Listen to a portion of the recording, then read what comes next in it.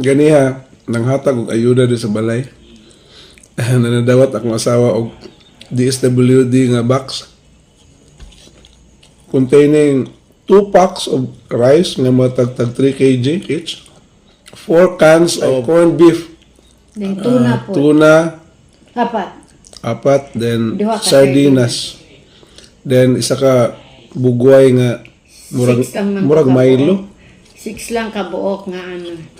Choco. energy drink, oo. tapos coffee pod nga sachet. Mas kape ng brand. So, salamat government. Pantay-pantay ang ayuda ba? Kami wala man yun na laot ang balay. Pero part mi sa nakuyawan.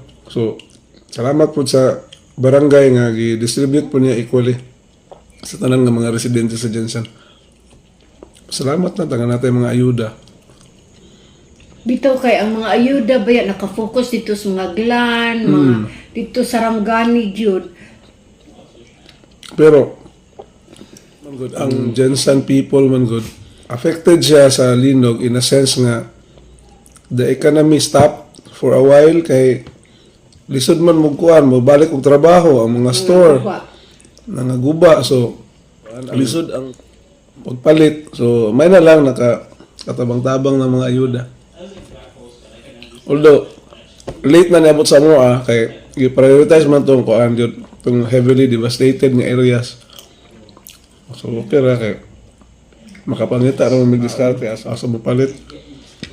Pero those areas nga walay tubig, guba ang kalsada, lisod dito giuna nila uban gani gi-airlift nila og chopper kanang helicopter, giagi og pump boat, mga sakyanan pandagat kay para makaikot lang dito sa Glan o kanang sa Balot Island. Ya bisan og naapektuhan ang Jensen. Nagatabang pagid ang Jensen no paadto dito. Ganiha. Padala og mga relief goods. Kita nimo ang pagtinabangay sa mga tao ba? Makita siguro paramdam po sa Diyos kay para makita gud ang we are human and we are designed to kanang good to collaborate with each other. Dili ta musig away-away. Tanawa, life is very short and unpredictable. Anytime pwede ikaw ang kuhaon. So dapat dapat na full realization po ng tao nga mga bitterness, hatred, walaon na mag-ano lang sa tao. Tapos ganiha pag meeting na mo mga tao, mga staff, ang rallying point na ako is the heart yun. Yun ako kanang ang uban nagatabang man but affected man punta, so the one way nga pwede siguro ta makatabang, especially kay produce mamig ka ng local brand good of tuna. So these products will definitely go to kanang mga ayuda good. So if we cannot help, di ta makatabang sa ila maghatag og bugas, we can help by really doing the best quality product to them kay kung makakaon sila niya good quality, it will help the healing process good. Pero kung makakaon sila tapos mabukog pag sila tapos pangit pag ang quality, so musamot ang ilahang inda nga kasakit ba. So we should not be adding more injury to their injury. So somehow nakatabang ta. So do your best, let's do our best nga good ang quality sa itong mga products nga moabot sa ilaha. So bisag mauna na ito ikatabang. So tapos for a longest time wala na magyud mi nagapray-pray karon ibalik mig-pray. Okay, we start the production. Let's pray. Okay, nindot nga experience gituyo man sa Ginoo para na magud na siya mga purposes good nga iya gipahilo na sa ato. So ato as mo abide lang dito sa iya. Matay mabuhat kung hugnuan ta diha. Matay mabuhat ana, but we could just pray nga i-hold sa Ginoo ang ato ang kuan. Subject man jud ta diha tanan, padulong man jud ta diha kamatayon, pero dili lang usa karon kay lami pa man jud kayong ikaon. Yan, dakan mo putag buluhaton. So dapat kanang buluhaton, we should be serious to it. Unsa jud ang buluhaton na and be truthful to it. Unsa guna itong buluhaton. Atay mga ministry nga ginabuhat, let's be truthful to it kay Mao man ay ato ang hangyo sa Ginoo nga ayaw lang ko sa aron Lord. Magbuhat sa kong ministry. O depende sa inyong buluhaton.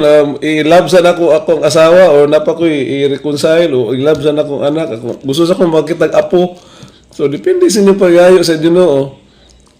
But you should be truthful to it.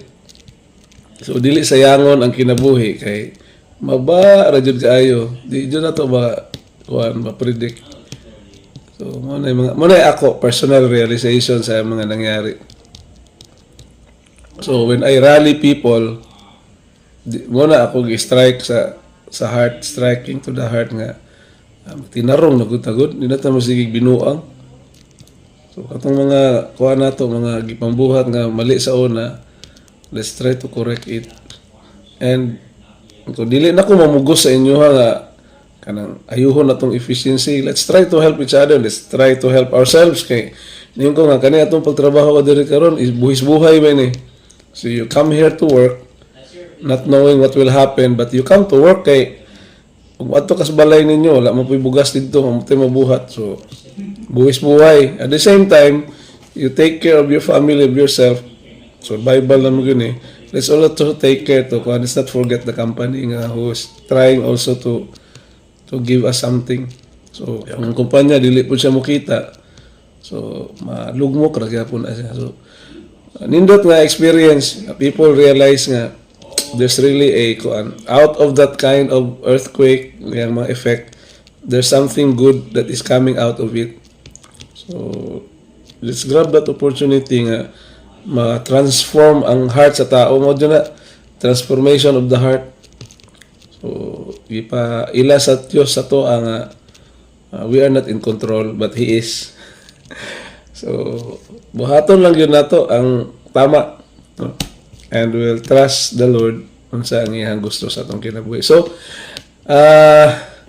mayong gabi nahimo naman ni Wali.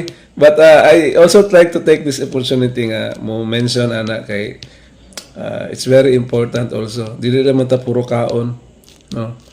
So kaon kanang mukbang. We also like to communicate something very important which is kanang spiritual na to nga kinabuhi. Okay? Og maayong gabi natong tanan. Biyernes ron. Okay, enjoy with your family, watch movies together or sleep early. Kay ugma na po tayo buluhaton, no?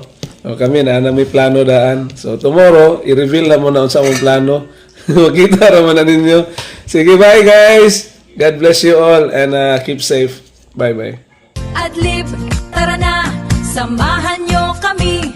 Umagang kay ganda, sa hardin ay may pitas. Sariwang ani, sa hapag ay ilalabas. Sa bawat subok, kwentuhan ay walang humpay. Kasama ang pamilya, sa biyaheng makulay. Kuya Bong at Ate Dimes, tuloy ang saya.